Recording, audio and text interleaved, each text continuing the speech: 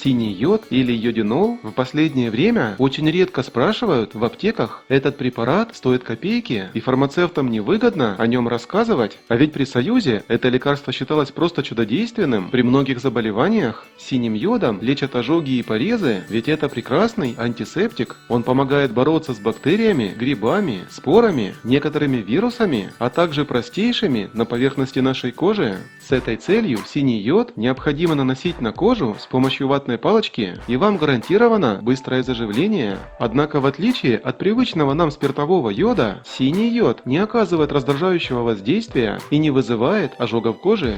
Синий йод впервые был опробован в медицинской практике в 1942 году во время Великой Отечественной войны. Препарат давали больным, когда человек отравился с тяжелой формой бактериальной дизентерии, которая в то время была смертельно опасной болезнью. При помощи синего йода хронический понос или дизентерия проходила всего за 3 дня. Тогда и стали лечить синим йодом колиты и энтероколиты, и вновь результаты превзошли все ожидания. А многие старые врачи и до сих пор лечат своих пациентов синим йодом вместо антибиотиков. Однако главное, для чего создан и рекомендуется синий йод, это профилактика дефицита йода и обогащение рациона населения, проживающего в регионах и крупных городах с экологически неблагоприятной обстановкой или недостатком йода. Синий йод стимулирует деятельность щитовидной железы, которая отвечает за все основные функции организма. Йод, сосредотачиваясь в основном в щитовидной железе, за каждый цикл кровообращения 17 минут убивает нестойких микробов тем или иным способом, попавших в кровь, а стойкие микробы ослабляются при прохождении крови через щитовидную железу и погибают через несколько циклов кровообращения.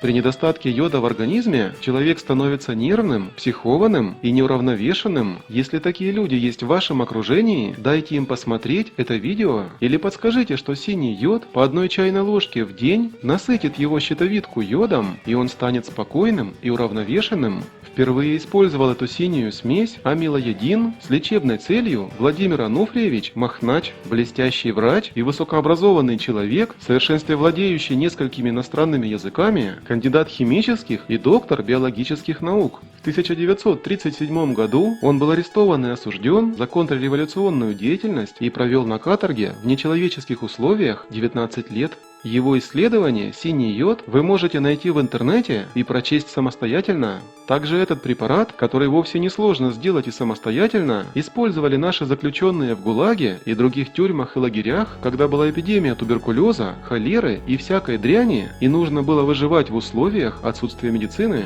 А для укрепления щитовидки и повышения иммунитета, для профилактики гриппа в период эпидемии и для лечения ангины, для повышения умственных способностей и борьбы с атеросклерозом, для снижения уровня холестерина и сахара в крови, а также для очистки сосудов, а синий йод прекрасно улучшает эластичность кровеносных сосудов, доктор Махнач рекомендует принимать синий йод дважды в неделю по 1 чайной ложке 1 раз в день. Если человек весит более 65 килограммов, то разовую дозу можно увеличить до 2 чайных ложек. Курс лечения должен составлять 1 месяц. Желательно проводить такие курсы осенью и весной для укрепления организма, а во время эпидемии гриппа синий йод начинают принимать 3 раза в неделю. Синий йод лечит стоматит, алкогольную интоксикацию, помогает быстро справиться с похмельным синдромом и отлично лечит пищевые отравления. Этот препарат способен помочь при ангине, рините, гайморите, респираторных заболеваниях, бронхите, пневмонии, а также при пародонтозе, язвах в полости рта, гинекологических заболеваниях и нарушениях функций пищеварительной системы. Поговорите с вашим лечащим доктором о применении синего йода в вашем случае и почитайте о противопоказаниях, хотя их совсем немного. Будьте здоровы, друзья, и помните, что ваши лайки и комментарии помогают продвижению полезной информации на YouTube. И не забудьте подписаться на самый полезный канал.